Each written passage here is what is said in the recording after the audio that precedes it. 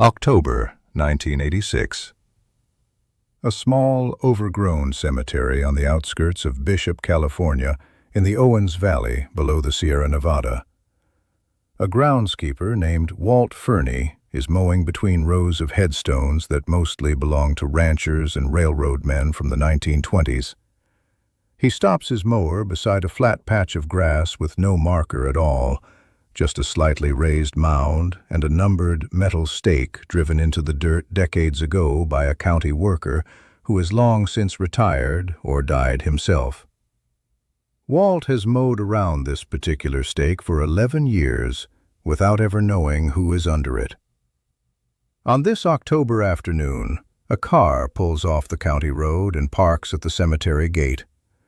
A tall, lean man gets out, wearing sunglasses and a canvas jacket, holding a folded piece of paper with an address written on it that turns out, when he asks Walt, to correspond to plot number 114, row C, the unmarked mound the mower has just gone around. The man is 56 years old. He has been looking for this grave for 11 months. His name is Clint Eastwood. What he does over the next 3 years, after finding it, is going to put a name back on a stone that should have had one for 30 years. Here is the story. Arthur Lubin was not a famous name by 1986, and he had not been a famous name even at the height of his career, which was the particular and common fate of directors who worked steadily, competently, and without controversy through the studio system of the 1930s, 40s, and 50s, making pictures that audiences enjoyed and critics mostly ignored, building careers that were respected within the industry and invisible outside it. Lubin had directed Abbott and Costello comedies. He had directed 3 Francis the Talking Mule pictures, a series that made the studio considerable money and earned Lubin, fairly or not, a reputation as a competent journeyman rather than an artist, the kind of director whose name appears in a credit crawl and means nothing to the audience watching the picture they came to see. He was not bitter about this. He had a long, full career and considered himself fortunate to have worked steadily in an industry that discarded people far more talented than himself for reasons having nothing to do with talent. In 1958, Lubin was hired by CBS to direct the pilot episode and several subsequent episodes of a new television western called Rawhide. The series needed a young actor for a secondary role, a ramrod, the second in command on a cattle drive.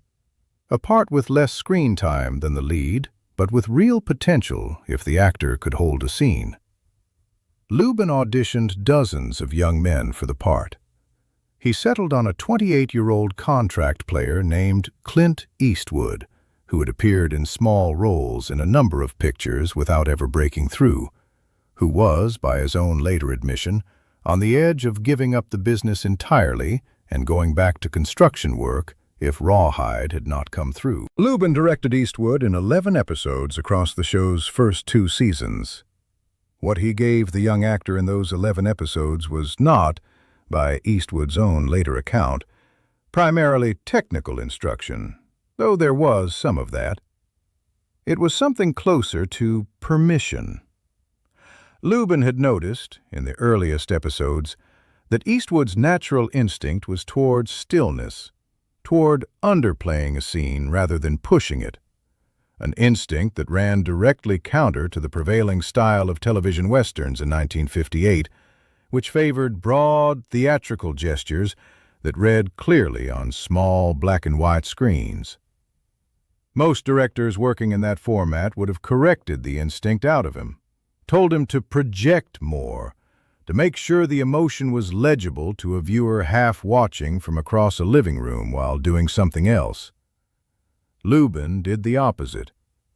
He pulled the camera in closer. He told Eastwood, on the set of the 3rd episode they worked on together, that the audience would lean toward a face that was not performing at them, that stillness on camera was not absence, it was invitation. and that the cheapest trick in the business was mistaking volume for depth. He told him to trust the close-up. He told him the camera would do work that his face did not need to do twice. Eastwood carried this instruction for the rest of his career. He has said so publicly many times in interviews stretching across 5 decades, crediting Lubin by name as one of the handful of people who taught him something about acting and directing that he never had to relearn or unlearn later. He has said it in documentaries about his own career. He has said it in interviews promoting his own pictures as a director, drawing a direct line from Lubin's instruction on a television soundstage in 1958 through to the patient, watchful style Sergio Leone would reinforce and elaborate on 6 years later in Almeria, and through to Eastwood's own directorial style across the decades that followed. Arthur Lubin, in the public record of Eastwood's own words, is credited consistently and sincerely as a foundational influence. What was missing for nearly 30 years was any indication that Eastwood had ever gone looking for the man himself. Lubin retired from active directing in the early 1970s. He had no children. His wife, Vera, predeceased him by 6 years, dying in 1973. He lived alone in a modest house in Pasadena through the remainder of the decade, increasingly forgotten by an industry that, as industries do, moves forward without pausing to check on the people who built its earlier floors. He died in 1995 at the age of 93, which means that the cemetery in Bishop that Eastwood visited in 1986 did not yet contain Arthur Lubin himself.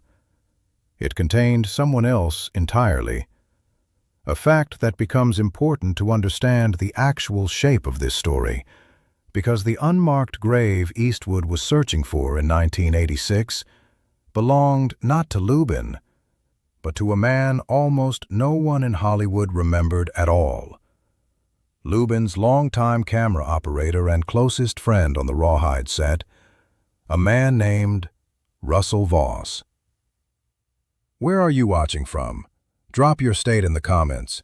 I want to see how far this story reaches. Russell Voss had operated camera for Arthur Lubin across 4 different productions spanning nearly 2 decades, including all 11 of the Rawhide episodes Lubin directed.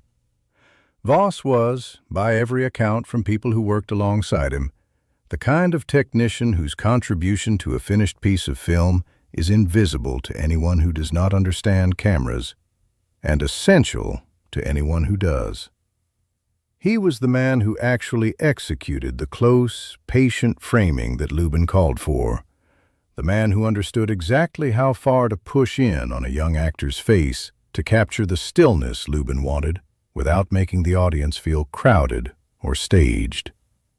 Eastwood had worked directly with Voss for those 11 episodes in a way that, on a television set in 1958, often meant more sustained creative collaboration with the operator than with the director, who was frequently managing multiple administrative concerns at once. Voss had told Eastwood, on more than one occasion during long setup waits between shots, that he had grown up in the Owens Valley, in the high desert town of Bishop, the son of a ranch hand, and that he intended to retire there someday, away from the city, back where the air was clear and the mountains were close. Voss did retire to Bishop in 1971, after a camera operating career that had quietly spanned over 200 film and television productions, without his name ever once appearing above the title of anything.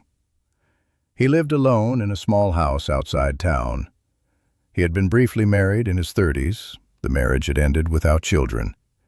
He had, by the time he retired, lost touch with nearly everyone from his working years, the natural attrition of a long career built around people who moved on to other sets, other cities, other lives, the way film crews scatter the moment a production wraps and rarely reassemble in the same configuration twice. He died alone in his Bishop house in the spring of 1975, found 3 days later by a neighbor who noticed his mail had not been collected. He had no immediate family to claim the body or arrange the burial. The county handled it the way counties handle the unclaimed dead, with a basic plot, a basic service, attended by almost no one, and a numbered metal stake instead of a headstone, because headstones cost money that no one was positioned to spend on a man whose entire working life had been devoted to making other people look good on camera, while he remained, by professional necessity and personal temperament, invisible. Eastwood learned of Voss's death only in 1985, 10 years after it happened, in an offhand conversation with another retired cameraman at an industry memorial event for an unrelated director. The cameraman mentioned, almost as a piece of trivia, that Russ Voss, who had shot some of the early Rawhide episodes, had died years earlier out in Bishop, and that nobody from the old crew had even known until long after the funeral. Eastwood asked a few questions. He learned that Voss had been buried without a marker. He learned the name of the cemetery. He did not learn the exact plot location, because the cameraman did not know it either, and because, as Eastwood discovered over the following months, the county records from 1975 were not digitized, not centralized, and not particularly easy to locate at all for a man with no surviving family to request them. It took Eastwood 11 months of intermittent effort, conducted largely through his production office's administrative staff rather than personally, to track down the plot number through a combination of county clerk records, an old funeral home ledger that had survived a change of ownership, and finally a phone call to Walt Furney, the cemetery's longtime groundskeeper, who remembered, when finally asked directly, that there was an unmarked plot near the cemetery's eastern fence line that an old funeral director had once told him belonged to, in Walt's words, some fellow from the picture business who didn't have anybody. Eastwood drove out to Bishop himself in October of 1986, rather than sending anyone on his behalf. A 6-hour drive from his home in Carmel, across the spine of California that he made alone, without an assistant, without announcing the trip to anyone beyond a brief note to his office about being unreachable for 2 days. He stood at the unmarked mound in plot 114, row C, for a long time, according to Walt Furney's later account, the only witness to the visit. He did not say much. He asked Walt to confirm twice that this was definitely the location, that there was no possibility of confusion with an adjacent plot. Walt confirmed it both times, based on the funeral director's old ledger notation that he had cross-referenced himself before Eastwood's arrival. Eastwood stood with his hands in his jacket pockets and looked at the unmarked grass for what Walt estimated was nearly 20 minutes. Then he asked Walt a single question. What would it take to give this man a proper stone? Walt told him it was not complicated. Just paperwork with the county to formally register a memorial marker for an unmarked plot, which required, in cases without surviving family, a documented next-of-kin search demonstrating no living relatives existed to object or claim responsibility themselves. A search that could take a county clerk's office considerable time, given how backed up rural county offices in the eastern Sierra tended to be, particularly for a death that had occurred over a decade earlier with thin original documentation. Eastwood thanked him. He did not leave a check that day, which surprised Walt, who had assumed, reasonably, that a famous and wealthy man visiting an unmarked grave would simply pay whatever it cost and move on within the hour. Instead, Eastwood asked Walt for the name and address of the county clerk's office, said he would be in touch, and drove back to Carmel that same evening. Have you ever tried to fix something that the system itself was not designed to let you fix quickly? Some debts cannot simply be paid. They have to be earned through patience. The unglamorous kind. The kind that takes years and produces no dramatic moment, only paperwork. Until suddenly, one day, it does. What followed was not a dramatic act of generosity completed in an afternoon. It was 3 years of bureaucratic patience, conducted almost entirely through Eastwood's production office attorney, a man accustomed to far more complicated legal matters than a rural county's next of kin search, but who took on this particular task personally at Eastwood's specific request, rather than delegating it to a junior associate. The attorney filed the formal petition with Inyo County in early 1987. The county's response, typical of a small rural office with limited staff handling a low-priority historical matter, took the better part of a year simply to confirm that Russell Voss had, in fact, died with no documented surviving relatives, a confirmation that required cross-referencing records across multiple counties, and, eventually, a newspaper notice run in 3 California papers inviting any relatives to come forward, a notice that produced no response, which was itself the final piece of evidence the county required to formally clear the way for a memorial to be placed without a competing claim. Once the county cleared the petition in late 1988, the actual work of designing and placing the headstone took several more months, conducted with a care that surprised the stonemason and bishop who received the commission. Eastwood did not simply order a standard marker with a name and dates. He requested specific language be carved into the stone, language he wrote himself and revised twice through correspondence with the mason before approving a final version. The headstone, finally placed in the spring of 1989, nearly 3 years after Eastwood's first visit to the unmarked mound, reads, Russell Voss, 1919 to 1975, camera operator. He taught a young actor that the camera sees what the heart does not say.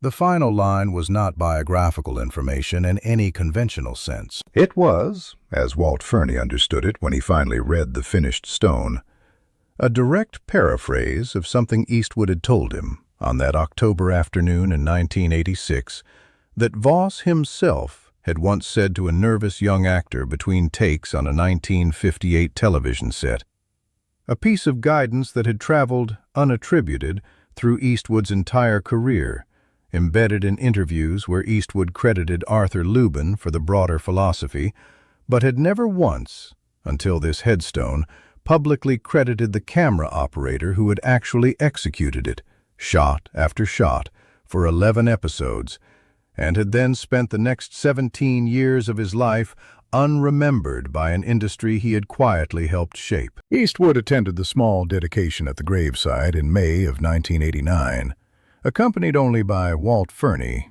and the stonemason. There was no press present, no announcement made beforehand or afterward, no mention of the event in any trade publication or interview Eastwood gave in the years that followed.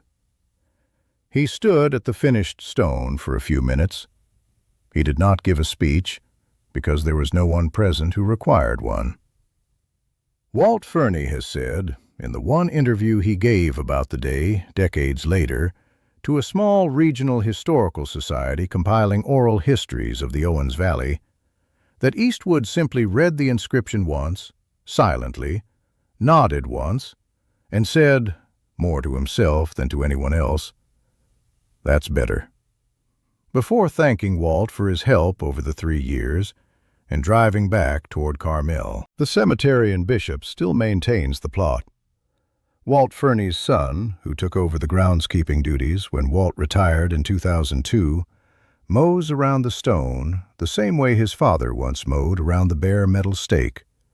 Except now there is something to mow around that means something to anyone who stops to read it, which is not many people, because Russell Voss remains, today, essentially unknown outside the small circle of film historians who occasionally stumble across his name in old production credits and wonder, briefly, who he was. The Historical Society's Oral History Project, conducted in 2011, is the only public record connecting the stone to Eastwood at all, and it has been read, by the Society's own estimate, by perhaps a few hundred people in the years since it was recorded, a number that would not register as a rounding error against the audience for any single picture Eastwood ever starred in. Eastwood has continued, across the decades since 1989, to credit Arthur Lubin publicly for the foundational lesson about stillness and the close-up, the lesson that shaped his entire career as both an actor and a director.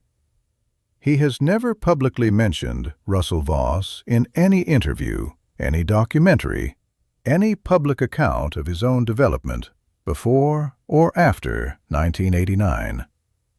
The correction he made was not a correction of the public record. The public record still credits the director, which is, in the conventional accounting of how film credit works, not inaccurate, since Lubin was indeed the one who articulated the philosophy. What Eastwood corrected was something smaller and, in its own way, larger. The fact that the man who had actually put that philosophy into practice, shot after shot, for 11 episodes, on a low-budget television set in 1958, and who had then died alone 17 years later with no one left to remember him, would no longer lie under an unmarked mound that a groundskeeper mowed around without knowing a name. There is a particular kind of debt that the world does not require anyone to pay. Because the world has already forgotten there is a debt at all. Arthur Lubin received his due across decades of interviews and credited influence, a debt the public record settled on its own, simply by Eastwood telling the truth whenever he was asked.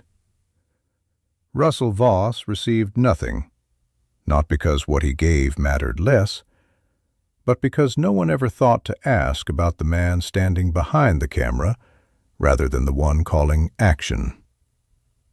It took a stray sentence at an unrelated memorial service, 11 months of searching, 3 years of bureaucratic patience, and a stonemason willing to carve language that meant nothing to him but everything to the man who wrote it, to make sure that debt got paid too, quietly, to an audience of one groundskeeper and a finished piece of granite. That is the whole of it. That is what 3 years actually bought. And unfortunately, they do not make men like that anymore. If this story reached you, pass it on. Share it with someone who has spent a career standing just out of frame, doing the work that makes other people look good. Subscribe if you haven't yet. There are more stories like this one, and every single one of them deserves to be told.